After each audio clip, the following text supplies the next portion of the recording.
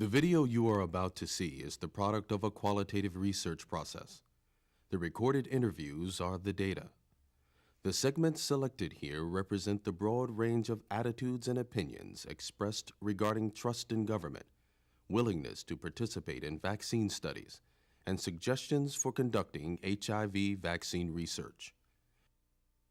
The objective of this video is to inform those concerned with community-based HIV research, scientists and community members alike. The people you will see are working mothers, religious leaders, social activists, physicians, unemployed laborers.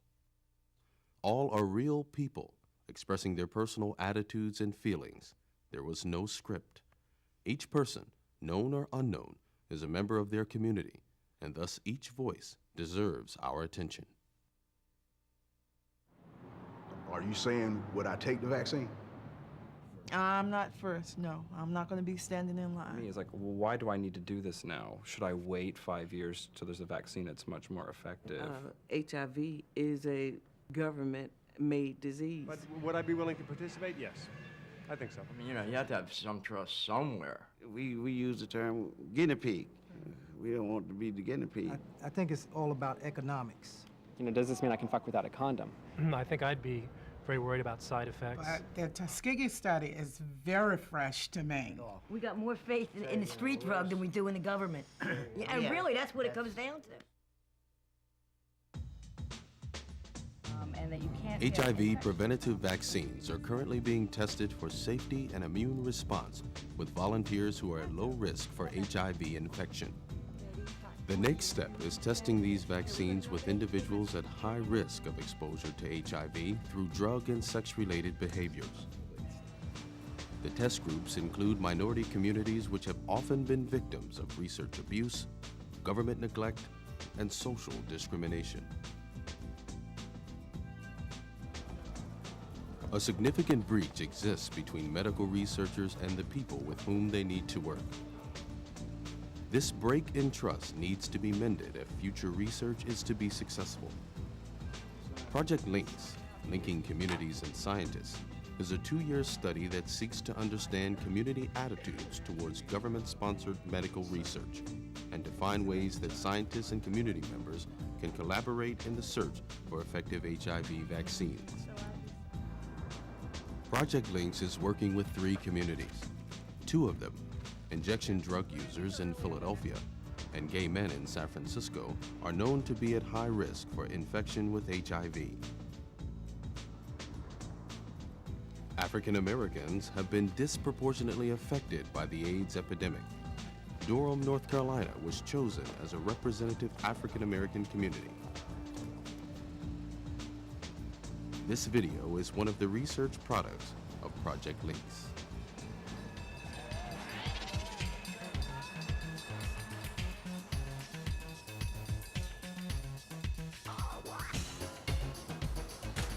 San Francisco's gay community is remarkable in its diversity.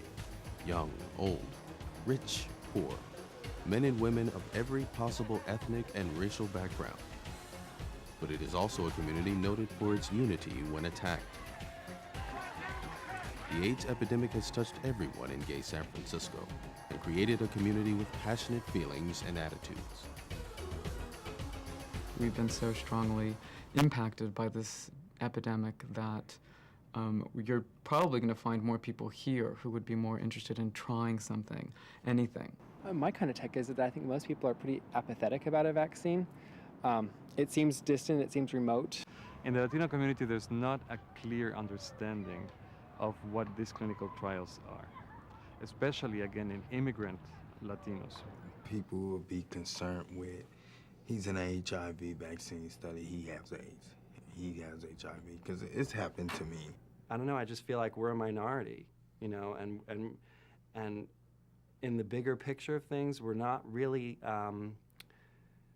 treated that well by the government. The gay community really is not a community, a single community. It's much more a community of communities. Project Link study has found that there's, within San Francisco, there's at least 17 different communities that people identify with.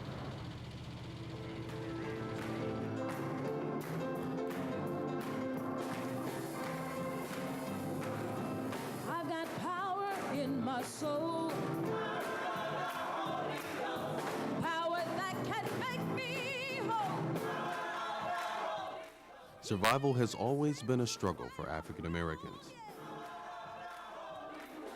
In Durham, North Carolina, the legacy of this struggle can be seen in the political activism and unity of its people. Today, the community must also protect itself from AIDS.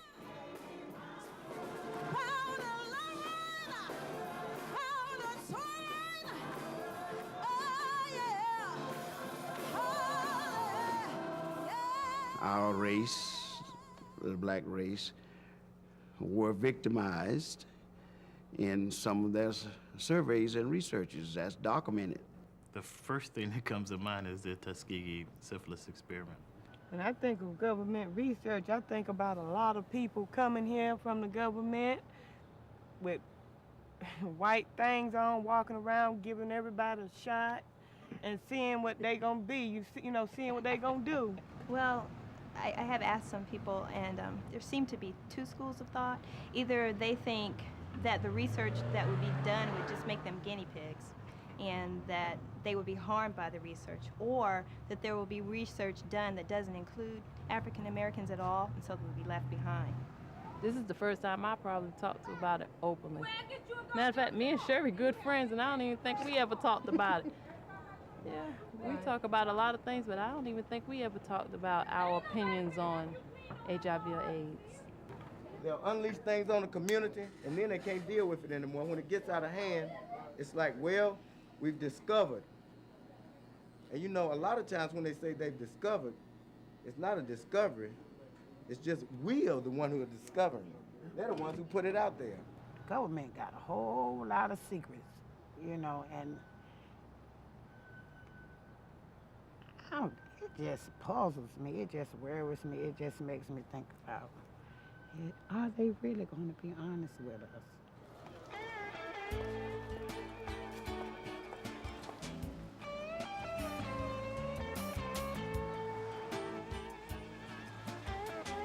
The AIDS epidemic has had a profound impact on the injection drug-using community. In Philadelphia, the number of diagnosed AIDS cases among injection drug users exceeds all other risk groups. The active participation of this group is essential to the development of HIV vaccines and preventative interventions. But the group's limited connection to community institutions and its distrust of those outside the group make traditional research methods difficult. Why do you come down in my neighborhood as if to say we're the only ones that have it? And what good is it going to do you for you to help cure me? The people in Washington, to us, to them, we're nothing. We're just a couple of junkies out on the street. I think this whole thing started with the government anyway. I know people laugh at that, but I think this is a biological experiment that got out of hand. They found out that drug addicts were getting it, homosexuals and whatever. Instead of finding a cure right away, they just let it go. Anytime you let people walk around with a disease like syphilis and then don't give them any kind of medication, I mean, that's enough to turn you off insofar as trusting somebody. I mean, after what? The Tuskegee, all the experiments you hear about that they were so nice with? Trying to get somebody to try and take the vaccine isn't going to be easy. We take risks with our lives every day. Oh, yeah. So why not take a chance with this? Yeah, I would probably be one that would try it. I think a lot of people will make the decision based on what's in it for them and what's in it for their friends, and be less concerned about the government per se. Do you actually think, anybody in here, who raised their hand, who would take a vaccine if they had a vaccine for HIV, AIDS? Raise your hand, I said. Any hands? No, sir. No, sir, I wouldn't. I just don't have the trust level. Somebody has to do it, and I would be willing. I would participate in a vaccine study, most definitely, and I encourage all my friends to do the same. I still would like to see some results first. I can't think of any information you could give me that make me want to take a vaccine to risk my life. Why would I want to do anything that would endanger my health insurance? If I knew it was going to help in any kind of way. I think of that all the time, getting HIV, considering the kind of what I do to make my money. I wouldn't be the first to take it. I don't know if I would say yes or if I would say no. Yes, I think so. I just think the risk is too great. Cause see, how do I know what you're putting in me? As long as it didn't put me in direct danger, I'd participate. I don't want the United States government injecting anything into my body. Seeing the persecution that gays in this country have to go through, and the government don't stand up for them, but yet they want to test us and use us as guinea pigs. You know, it's give and take. You know, if you want us to help you out, then you help us out. Well, because of the lifestyle that I lead, I've mostly taken in this life, and maybe I can give a little bit back. I've come here for 2.5 years, said, yes, I'll do it, yes, I'll do it, yes, I'll do it.